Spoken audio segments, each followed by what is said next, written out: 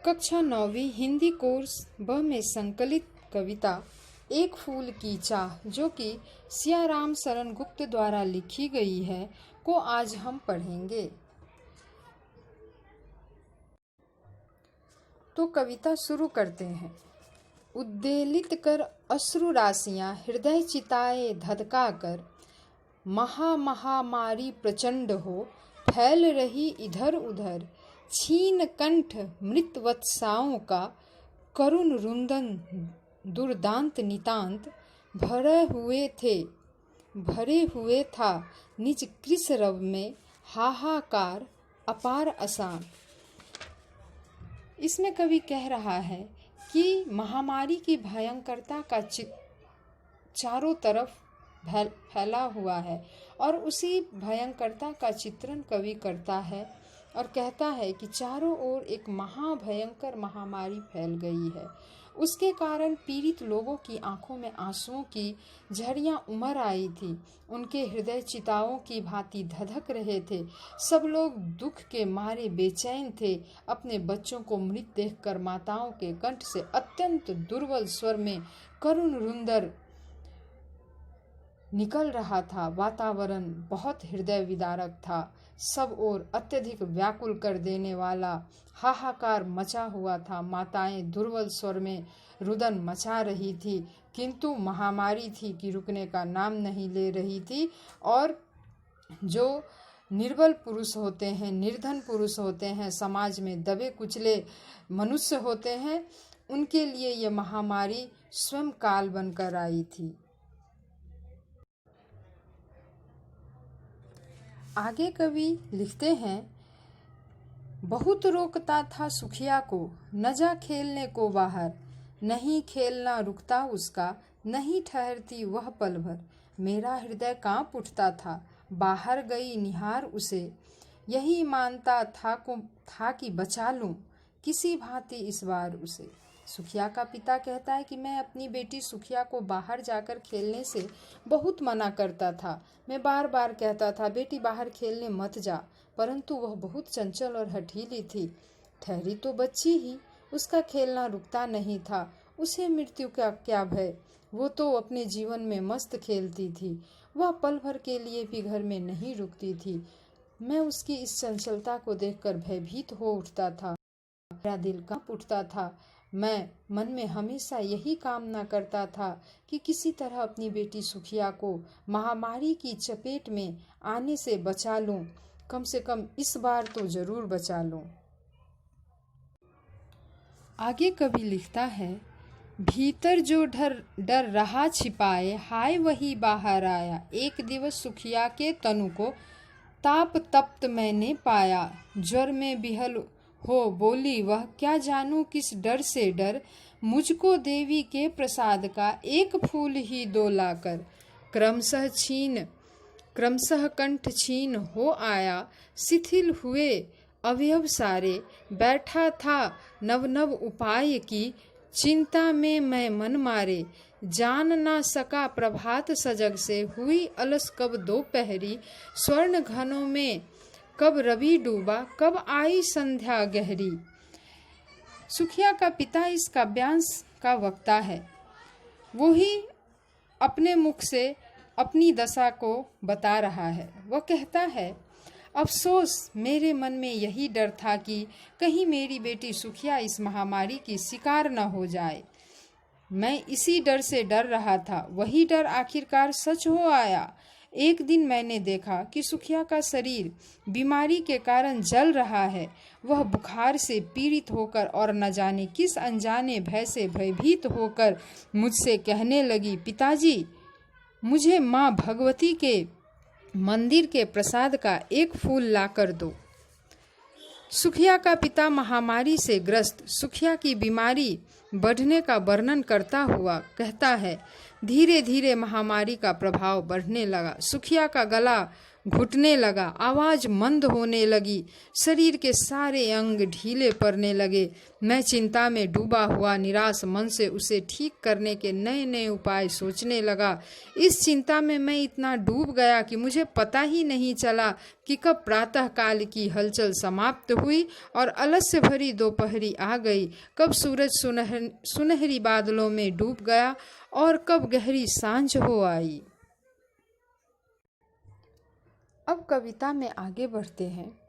सभी ओर दिखलाई दी बस अंधकार की ही छाया, छोटी सी बच्ची को ग्रसने कितना बड़ा तिमिर आया।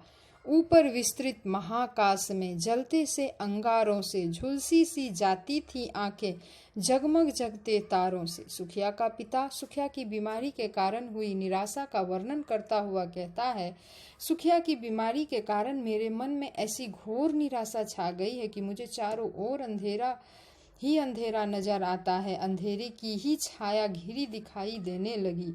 मुझे लगा कि मेरी नन्ही सी बेटी को निगलने के लिए इतना बड़ा अंधेरा चला आ रहा है। जिस प्रकार खुले आकाश में जलते हुए अंगारों के समान तारे जगमगाते रहते हैं, उसी भांति सुखिया की आंखें ज्वर के कारण जली जाती थी। वह बेहद बीमार थी, बेहोश पड़ी थी, बिना चेतना के पड़ी थी। अब आगे बढ़ते हैं। देख रहा था जो सुस्थिर हो, नहीं बैठती थी क्षण भर, हाय वही चुपचाप पड़ी थी। अटल शांति सी धारण कर सुनना वही चाहता था मैं, उसे स्वयं ही उकसा कर मुझको देवी का के प्रसाद का एक फूल ही दो लाकर। सुखिया के पिता अपने इस दुख को बता रहे हैं कि जो मेरी बेटी मेरे सामने क्षण भर के लिए नहीं टिकती थी, क्षण भर के लिए नहीं बैठती थी, जो अत्यंत चंचल थी, वही अब स्थिर शांति की मूर्ति बनी चुपचाप बिस्तर पर पड़ी थी। मैं अब स्वयं उसे ही बार बार प्रेरित कर रहा था कि वह मुझे फिर से वही शब्द कहे, पिताजी मुझे देवी के प्रसाद का एक फूल ला कर दो। उसके आगे है, ऊंचे शैल शिखर के ऊपर मंदिर था विस्तीर्ण विशाल, स्वर्ण कलश सरसिज भिसित थे, पाक समुदित रवि कर जाल, दीप धूप से आमोदित था, मंदिर का आंगन सारा, गूंज रही थी भीतर बाहर, मुखरित उत्सव की धारा। यहाँ पर सुखिया के पिता ने मंदिर की सुंदरता का वर्णन किया है। उसने कहा है, ऊंचे पर्वत की चोटी के ऊपर एक विस्तृत और विशाल मंदिर खड़ा था। उसका कलश स्वर्ण से बना हुआ था। उस पर सूरज की किरणें सुशोभित हो रही थी। किरणों से जगमगाता हुआ कलश ऐसा खिला खिला प्रतीत होता था जैसे सूरज की रश्मियों को पाकर कमल का फूल खिल उठा हो। मंदिर का सारा आंगन दीपों की रोशनी और धूप की सुगंध से महक रहा था। मंदिर के अंदर और बाहर सब ओर उत्सव जैसा उल्लासमयी वातावरण था। आगे उसने लिखा है, भक्त वृंद मृदु मधुर कंठ से गाते थे सभक्ति मुदमय, पतित तारिणी पाप हारिणी माता तेरी जय जय जय, पतित तारिणी तेरी जय जय जय। मेरे मुख से भी निकला, बिना बढ़े ही मैं आगे को जाने किस बल से ढिकला। यहाँ पर वह बोल रहे हैं, सुखिया के पिता बोल रहे हैं कि मंदिर में भक्तों की टोली बड़ी मधुर और कोमल आवाज में आनंद और भक्ति से भरा हुआ यह जयगान कर रही थी, हे पतितों का उद्धार करने वाली देवी, पापों को नष्ट करने वाली देवी, हम तेरी जय जयकार करते हैं। सुखिया के पिता के मुंह से भी माता का जयगान निकल पड़ा। उसने दोहराया, हे पतितों का उद्धार करने वाली देवी, तुम्हारी जय हो। यह कहने के साथ ही न जाने उसमें कौन सी शक्ति आ गई जिसने उसे ठेल कर पुजारी के सामने खड़ा कर दिया। वह अनायास ही पूजा स्थल के सामने पहुंच गया।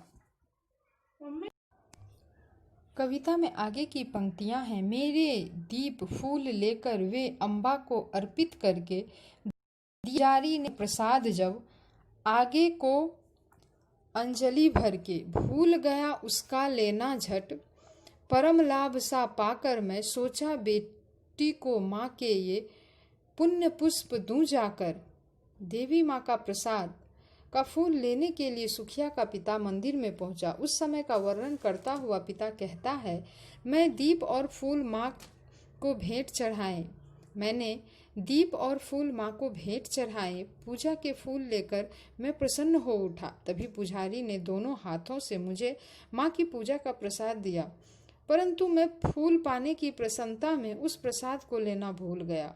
मुझे तो वह फूल ही ईश्वर की अनुकंपा जैसा लाभकारी लग रहा था।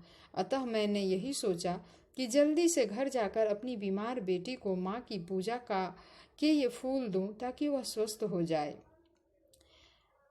अगला पद्यांश है, सिंह पौर तक भी आंगन से नहीं पहुँचने में पाया, सहसा यह सुन पड़ा कि कैसे यह अछूत भीतर आया। पकड़ो देखो भाग न जावे, बना धूर्त यह कैसा, साफ स्वच्छ परिधान किए हैं भले मानुषों के जैसा। पापी ने मंदिर में घुसकर किया अनर्थ बड़ा भारी, कलुषित कर दी है मंदिर की चीरकालिक सुचिता सारी।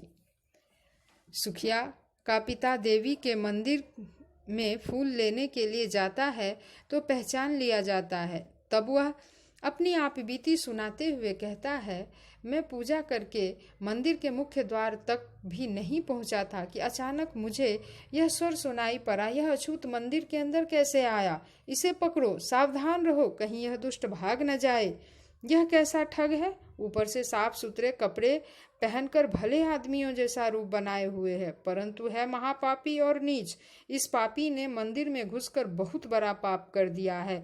इतने लंबे समय से बनाई गई मंदिर की पवित्रता को नष्ट कर दिया है। इसके प्रवेश से मंदिर अपवित्र हो गया है।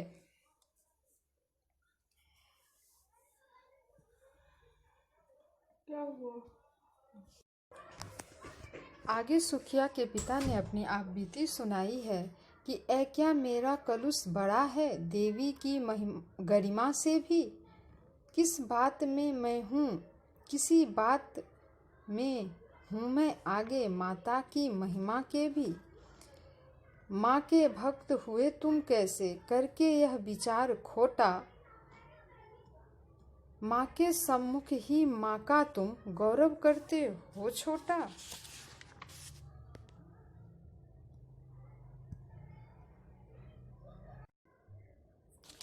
कुछ न सुना भक्तों ने झट से मुझे घेर कर पकड़ लिया, मार मार कर मुक्के घूसे धम से नीचे गिरा दिया। मेरे हाथों से प्रसाद भी बिखर गया हा सबका सब। हाय अभागी बेटी, तुझ तक कैसे पहुँच सके यह अब। सुखिया के पिता मंदिर में पूजा का फूल लेने गए तो भक्तों ने उन्हें अछूत कहकर पकड़ लिया। तब सुखिया के पिता उन भक्तों से बोले, यह तुम क्या कहते हो? मेरे मंदिर में आने से देवी का मंदिर कैसे अपवित्र हो गया? क्या मेरे पाप तुम्हारी देवी की महानता से भी अधिक बढ़कर है? क्या मेरे मैल में तुम्हारी देवी के गौरव को नष्ट करने की शक्ति है? क्या मैं किसी बात में तुम्हारी पूज्या देवी से भी अधिक बढ़कर हूँ? नहीं, यह संभव नहीं है। अरे दुष्ट, तुम ऐसे तुच्छ विचार करके भी अपने आप को माँ का भक्त कहते हो? तुम्हें लज्जा आनी चाहिए। तुम माँ की मूर्ति के सामने ही माँ के गौरव को नष्ट कर रहे हो। माँ कभी छूत अछूत नहीं मानती, वह तो सबकी माँ है। सुखिया का पिता अपनी बेटी की अंतिम इच्छा पूरी करने के लिए मंदिर में पूजा का फूल लेने पहुंचा, लेकिन वो फूल नहीं ले सका। उसे लोगों ने पकड़ लिया और उससे कहा कि तुमने देवी माँ की महिमा को कलुषित कर दिया है। इसके बाद सुखिया का पिता अपनी आप बीती सुनाते हुए कहता है, देवी की उन भक्तों ने मेरी बातों पर बिल्कुल ध्यान नहीं दिया। उन्होंने तुरंत मुझे चारों ओर से घेर कर पकड़ लिया। फिर उन्होंने मुझे मुक्के घूसे मार मार कर नीचे गिरा दिया। उस मारपीट में मेरे हाथों से देवी का प्रसाद भी बिखर गया। मैं अपनी बेटी को याद करने लगा, हाय अभागी बेटी, देवी का यह प्रसाद तुझ तक कैसे पहुंचाऊं? तू कितनी अभागी है। न्यायालय ले गए मुझे वह 7 दिवस का दंड विधान। मुझको हुआ था मुझसे देवी का महान अपमान।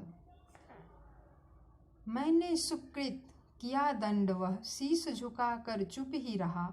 उस असीम अभियोग दोष का क्या उत्तर देता, क्या कहता। 7 रोज ही रहा जेल में, या कि वहाँ सदियां बीती। अविश्रांत वर्षा करके भी आंखें तनिक नहीं रोती। सुखिया का पिता अपनी बेटी सुखिया की इच्छा पूरी करने के लिए देवी के मंदिर में पहुंचा। उसने पूजा के फूल लिए, तभी भक्तों ने उसे पहचान लिया और उसे खूब पीटा। उसके बाद सब मिलकर उसे न्यायालय ले गए। उस पर अछूत होकर मंदिर में प्रवेश करने का आरोप लगाया गया। न्यायालय ने उसे इस दोष के लिए 7 दिनों की जेल की सजा सुनाई। न्यायालय ने कहा कि सुखिया के पिता ने जानबूझकर देवी का घोर अपमान किया है। उसके मंदिर में घुसने से देवी की पवित्रता नष्ट हुई है। सुखिया के पिता ने सिर झुकाकर इस दंड को स्वीकार कर लिया। उस पर जो भीषण आरोप मढ़ा गया था, वह उसका क्या उत्तर देता? वह अपनी सजा में क्या कहता, या अपनी रक्षा के लिए क्या कहता, अपने आप को सजा से बचाने के लिए क्या कहता? उसे कुछ न सूझा। वह 7 दिनों तक जेल में बंद रहा। उसके लिए ये 7 दिन सैकड़ों वर्षों के समान भारी थे। उसकी आंखों में निरंतर आंसू बहते रहे, फिर भी आंखें भरी रही। उसकी वेदना कम नहीं हुई। दंड भोग कर जब मैं छूटा, पैर न उठते थे घर को। पीछे ठेल रहा था कोई, भय जंजर तनु पंजर को। पहले किसी लेने मुझको नहीं दौड़ कर आई, वह उलझी हुई खेल में ही हा। अब की दीन दिखाई वह। उसे देखने मरघट को ही गया दौड़ता हुआ वहाँ। मेरे परिचित बंधु प्रथम ही फूंक चुके थे उसे जहाँ। बुझी पड़ी थी चिता वहाँ पर, छाती धधक उठी मेरी। हाय फूल सी कोमल बच्ची, हुई राख की थी ढेरी। अंतिम बार गोद में बेटी तुझको ले न सका मैं, हाँ। एक फूल माँ के प्रसाद का भी तुझको दे न सका मैं, हाँ। यहाँ पर सुखिया के पिता कहते हैं कि बीमार सुखिया के लिए उसका पिता तो मंदिर में प्रसाद का फूल लेने गया, लेकिन भक्तों ने पकड़कर उसको न्यायालय में डाल दिया और 7 दिन की सजा सुनाई। इस सजा के कारण बीमार सुखिया चल बसी। इस दुख में डूबा हुआ सुखिया का पिता बता रहा है कि मैं 7 दिनों का कारावास काटकर छूटा तो घर जाने का मन नहीं करता था।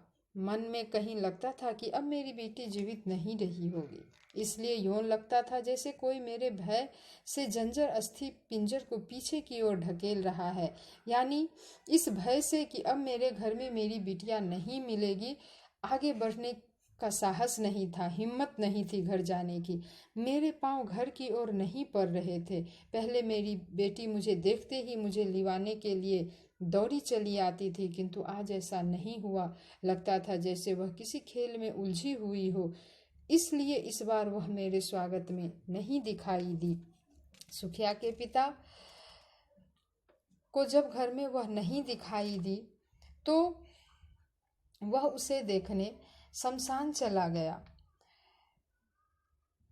शमशान घाट जब वह उसे देखने पहुंचा तो अधीर होकर दौड़ता हुआ वह वहां देखा कि उसके जो परिचित लोग थे उसे पहले ही जला चुके थे। उसकी चिता बुझ चुकी थी। हाय उसकी फूल जैसी कोमल बालिका राख की ढेरी बन चुकी थी। उसे देखकर सुखिया के पिता की छाती कांप उठी, दिल दहल उठा। सुखिया का पिता अपनी पीड़ा व्यक्त करते हुए अपनी मृत बालिका को संबोधित करके कहता है, उसको ध्यान में रख के कहता है कि ऐ मेरी बेटी सुखिया, मैं कितना अभागा हूँ कि तुझे अंतिम बार अपनी गोद में न ले सका।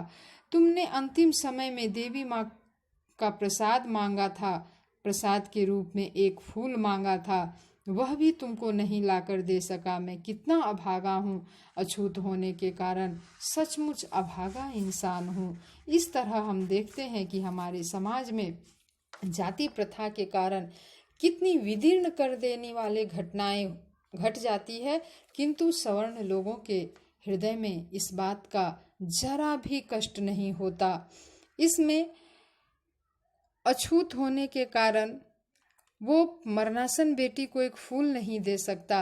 इस तरह हम देख सकते हैं या सोच सकते हैं कि जिस समय छुआछूत अपने प्रचंड स्थिति में होगी, अपने चरम बिंदु पर होगी, तो नीचे जो लोग होंगे, यानी सामाजिक तौर पर, जातिवाद के तौर पर जो लोग निचली खाई में पड़ते हैं या निचले स्लैब में आते हैं या निचले दायरे में आते हैं, उनके हिस्से में कितनी तकलीफ आती है, कितना कष्ट आता है। महामारी के समय वहाँ कोई देखभाल करने वाला नहीं है, कोई किसी की जिम्मेदारी नहीं है कि अगर महामारी फैली है तो इनको कैसे बचाया जाए, इनकी कैसी रक्षा की जाए।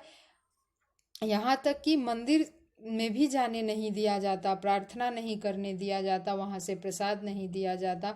तो ऐसी सारी कुरीतियों से हमारा देश अब तो आगे बढ़ गया है, लेकिन कहीं कहीं फिर भी इस मानसिकता ने जड़ पकड़ कर रखा है, जो कि नई आने वाली पीढ़ियों के लिए एक चुनौती है कि इस जड़ को कैसे समाप्त किया जाए।